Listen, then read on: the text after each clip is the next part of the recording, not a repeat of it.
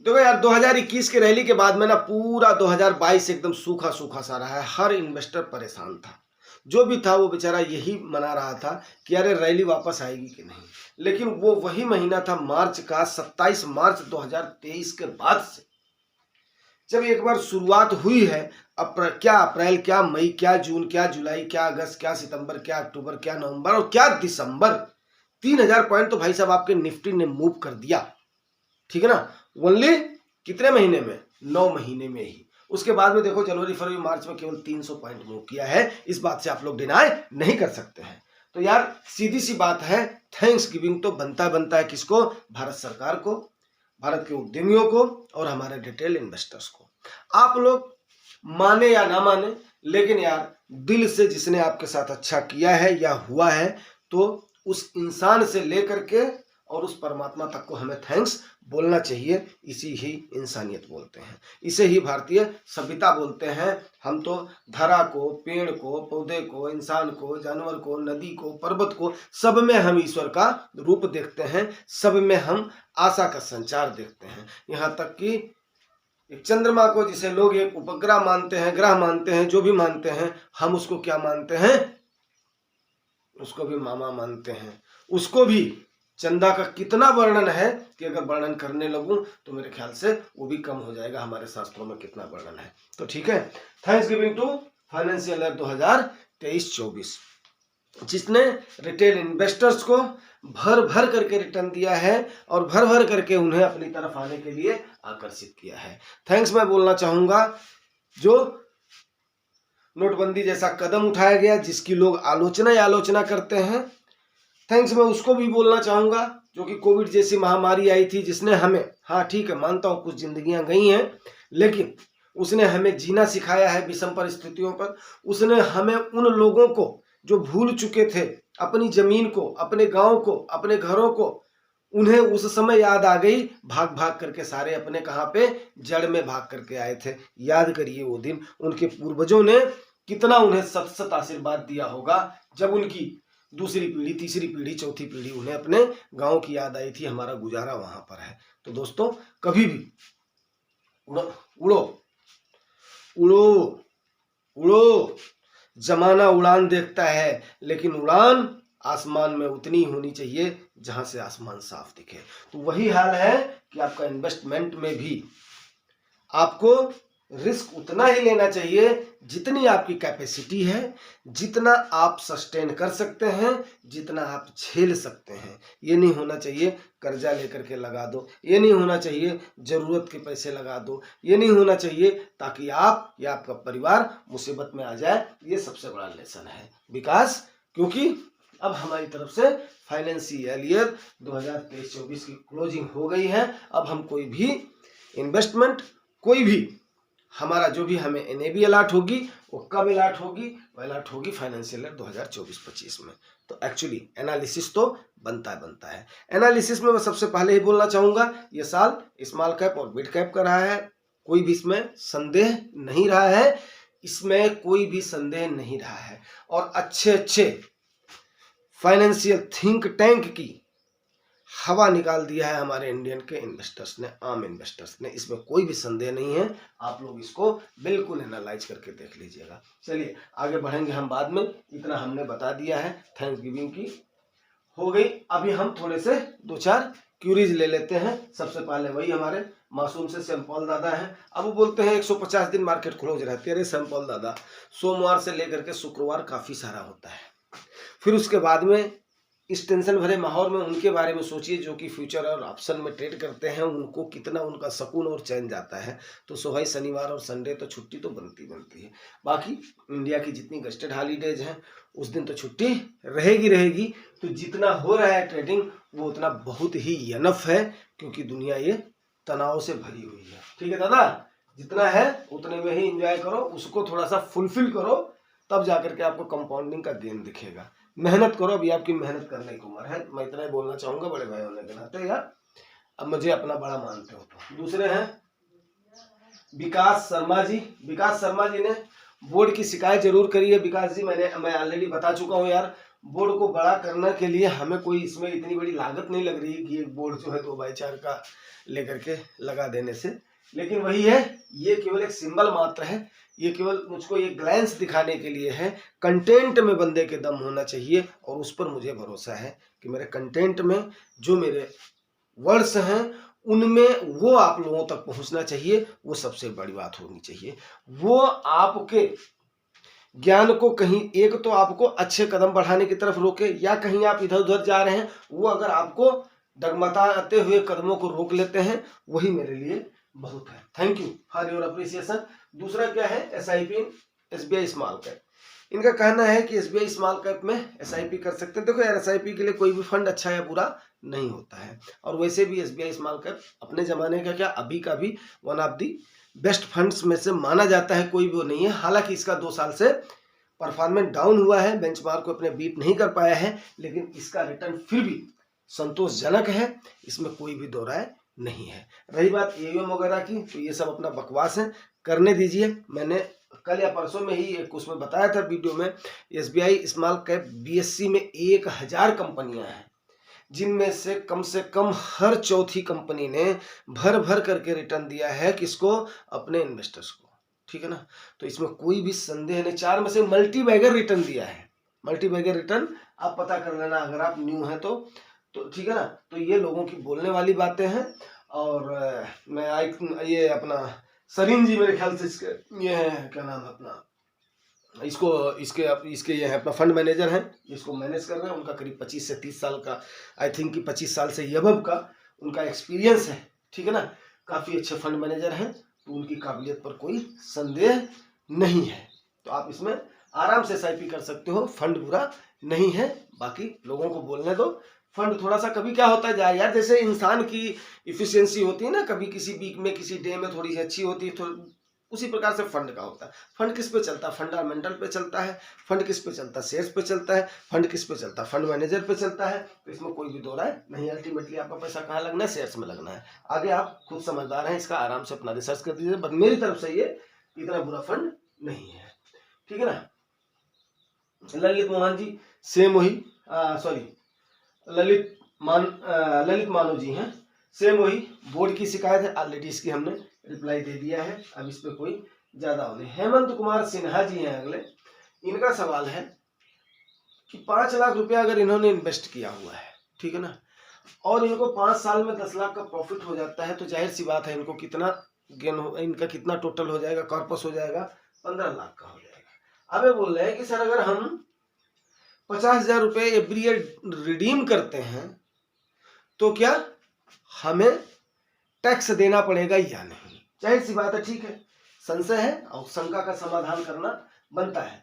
आप लोग जितना भी आपके सवाल हैं आप लोग करें, पक्का आपको सुटेबल और समझा करके रिप्लाई दी जाएगी। देखिए सिन्हा जी, आपको एक बात बताऊं कि अगर आप SWP करना चाह रहे हैं तो अपने पैसे को आप जो ग्रो होने दीजिए। SWP क्या होता है, सिस्टमेटिक विड्रॉल प्लान होता है, ठीक है ना। SWP ही मैं लिख दे रहा हूँ, ज्यादा लिखना ना इसलिए। तो सिस्टमेटिक विड्रॉल प्लान होता है, और सिस्टमेटिक विड्रॉल प्लान में आप 6% तो कभी भी रिडीम कर सकते हो। जितना आपकी लोवेस्ट ने भी, मतलब लार्ज कैप की रिटर्न है 12% माना जाता है, उसका 50% आप तसल्ली से कर सकते हो। तो उससे ये माना जाता है कि आप एक तो जितना आपकी बैंक दे रही है ना, वो तकरीबन उतना ब्याज लेकर के आप निकल जा रहे हो। दूसरा क्या है, जितनी आपकी महंगाई है उसके हिसाब से आपका पैसा ग्रो भी हो रहा है, तो आपके ऊपर कोई भी इफेक्ट नहीं पड़ता है, ठीक है ना। इसको बोलते हैं सिस्टमेटिक विड्रॉल प्लान। अगर आप हाई बी चंक इन्वेस्ट करके और उसके बाद में उसमें से रिडीम करना चाह रहे हो, या हर महीने अपने खर्चे के लिए निकालना चाह रहे हो, और चाह रहे हो मेरा कॉर्पस भी कम ना हो, लेकिन इस बात का ध्यान रखिएगा कि आपको 6% से ज्यादा या 5% से ज्यादा आपको रिडीम नहीं करना चाहिए टोटल कॉर्पस का, ठीक है ना, पर मंथ अगर आप विड्रॉ कर रहे हो तो। अब रही बात कि आपके सवाल का कि आपने 5 लाख जमा किया, 10 उस पर गेन कर लिया, तो टोटल आपका कितना हो गया, 15 हो गया, 15 लाख हो गया। अब 15 लाख से आप बोल रहे हो इसमें से, अब आपको मैं सीधी भाषा में बताऊं, आपका 2.1 का 2 गुना आपका क्या हो गया, 2.1 का रेशियो आपका जो है अपना साफ साफ दिख रहा है ना, रेशियो में इसको ले लेते हैं, ठीक है ना। रेशियो तो आप जो है ये अपना सिन्हा जी हैं, तो आप लोग जो है कलम के अपना पुजारी होते हैं, तो कलम के पुजारी होते हैं, आई थिंक कि मतलब आप बात को समझ रहे हैं।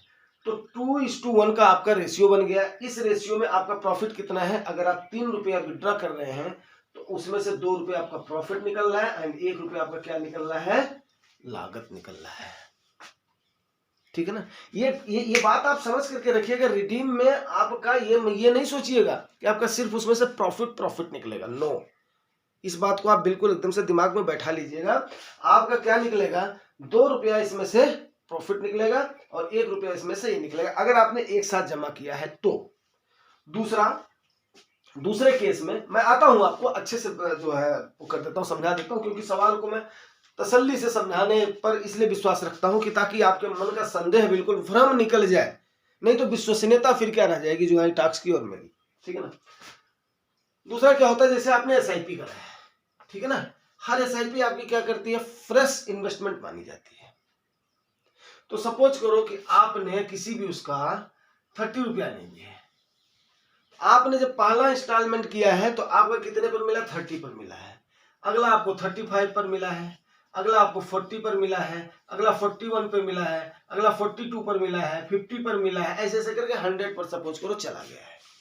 तो जो लास्ट का आपका इन्वेस्टमेंट है लास्ट आपका माना जाएगा। अब उसमें आपका 100, अब बेशक कार्पस आपका कितना भी दिख रहा हो, बट उसमें लागत आपकी कितनी लगी है, 100 रुपया लगी है, और प्रॉफिट आपका कितना हुआ होगा, उस पर कम हुआ होगा, ठीक है ना। तो आपका जब ये वाला है आप करोगे ना, रिडीम करोगे, तो आपका जो 30 रुपए वाला है ना, इसमें 30 रुपए की लागत जाएगी, बाकी आपकी प्रॉफिट जाएगी, क्योंकि आपका जो पहले वाला इन्वेस्टमेंट है वो आपका क्या होगा, रिडीम होगा। इसमें फर्स्ट कम फर्स्ट वाले में इसमें क्या होता है, रिडीम होता है। तो इस चीज को आप मेरे ध्यान रखिएगा। अभी आपका सवाल जो था कि 5 लाख में कर रहा हूं, तो सिंपल सी बात है, 2:1 का आपका रेशियो बन रहा है, ठीक है ना। ठीक है सिन्हा जी, अगर आप संतुष्ट हैं तो पक्का इसको हमें रिप्लाई जरूर कीजिएगा, नहीं संतुष्ट है फिर भी कीजिएगा, ठीक है ना। 2:1 हो गया। अब आप इसमें बोलो 50,000 आप निकाल रहे हो, तो 50,000 में से अब इसको 3 हिस्सों में आप कर दो, डिवाइड कर दो, तो 17×3=51, तकरीबन मान करके चलते हैं हम इसको 17,000 के आसपास। सिंपल वे में समझने के लिए हमने इसको 51, आपने 50,000 कहा रिडीम के लिए, हमने 51 ले लिया है। तो आपका अगर 5 लाख रुपया आपने एक साथ डाला है तो आपका 34,000 इसमें से क्या निकलेगा, प्रॉफिट निकलेगा, और 17,000 रुपया आपका क्या निकलेगा, आपका जो आपका इन्वेस्टेड अमाउंट है वो निकलेगा।